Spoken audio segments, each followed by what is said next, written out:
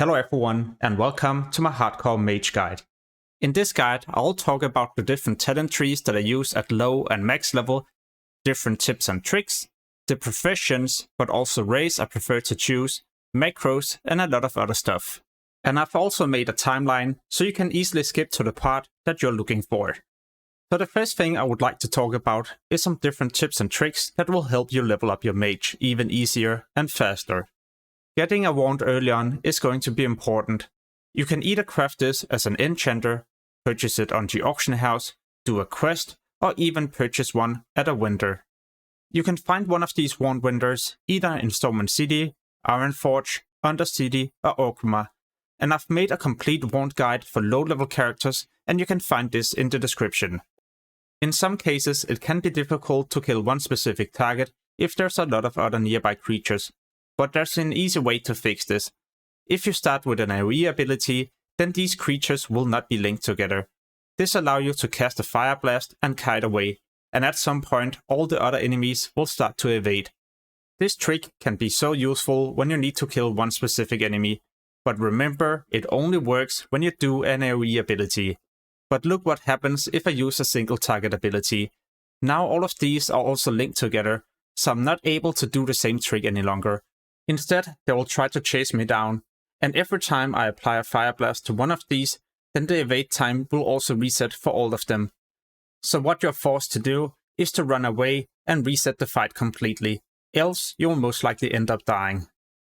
Alright, so as a mage you can create different portals, and these you can use together with your party members.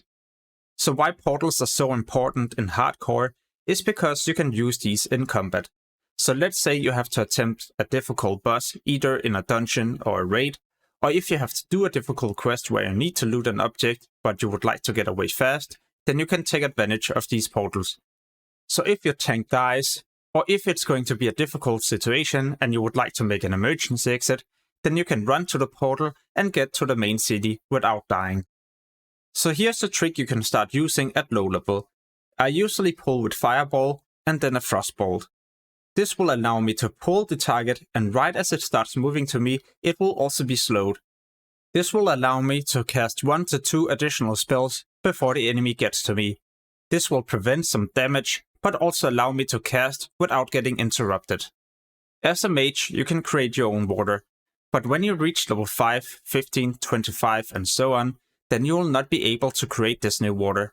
Therefore, I usually purchase it at the vendor for a couple of levels before I can go to the trainer and learn this. This is because the water that I can conjure is only going to be level 5, so it's going to be a lot worse compared to the vendor water.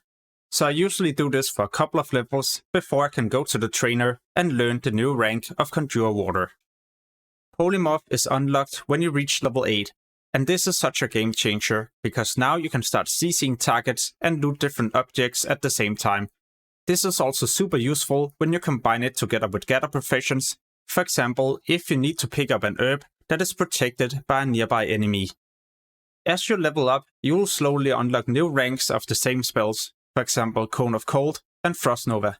But why it's going to be important not always to use the highest ranks is because these also cost a lot more mana. So whenever I would like to keep a slow effect on these targets, or maybe stack them together with Frost Nova, then I simply just use rank 1. Because the CC duration and slow effect and duration is the exact same no matter what rank you use. You just end up having a lot more mana because you used a low rank. In case you plan to level up as an AoE mage, then I would highly recommend you to get items with a lot of stamina and intellect. These two stats will help you a lot as an AoE mage, as you get a higher health and mana pool in case you make a mistake. Another thing I would highly recommend you to get is First Aid, and this is no matter how you plan to level up a mage, because bandages can be used in combat to heal. So for example right after you Frost Nova targets, or maybe sheep a target, then you can heal yourself and get back into the fight. Here's a quick tip with Blizzard. So when you place the first Blizzard, you could always press the key binding and not move your mouse. That way you'll be able to see the green circle, and this will indicate where your Blizzard are hitting. So this is an easy way to track if all the enemies are still inside the Blizzard. And whenever the enemies get close to you, you either move to the left or to the right. Now the enemies will be stacked way better, and next you will need to do a new Frost Nova followed by a Blizzard. I have a complete Mage AoE leveling guide from level 1 to 60, and you can find this in the description below this video. As a mage, I feel like it's so important to use macros, but also add-ons, especially mouse over macros. This allows you not to swap target, but instead you drag over your mouse to the target you would like to attack. For example, either sheep, counterspell, or something else. And if you wish to make it even easier, then you can also install two different add-ons, Omni CC and Big Debuff. What they do is that they allow you to track your CCs a lot easier, either over the nameplate or, for example, the target portrait. And you can also see the cooldowns of your spells at your action bar. These will be displayed with different numbers. This is such a huge game changer, and especially useful whenever I do a dungeon, so I never miss a CC and I always keep track of my polymorph. Next up is the different talent trees that I like to use when I level up a mage. And the first build that I will show you is my single target damaging spec. This is where I mainly put all my points into Frost.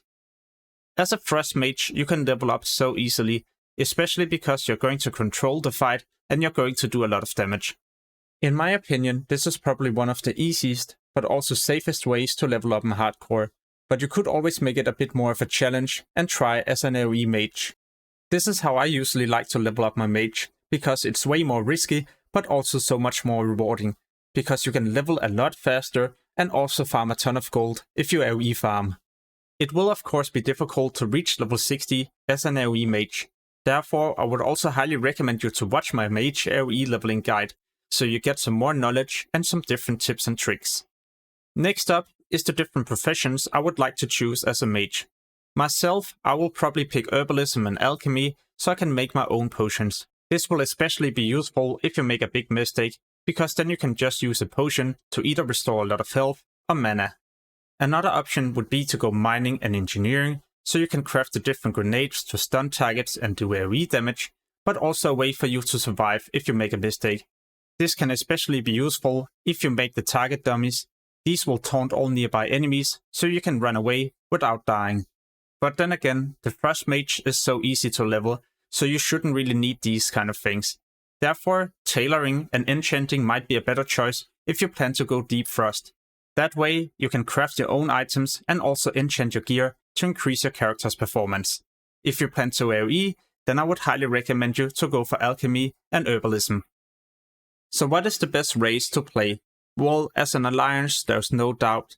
I definitely would recommend you to play gnome, as you get 5% more intelligence, but also escape artist.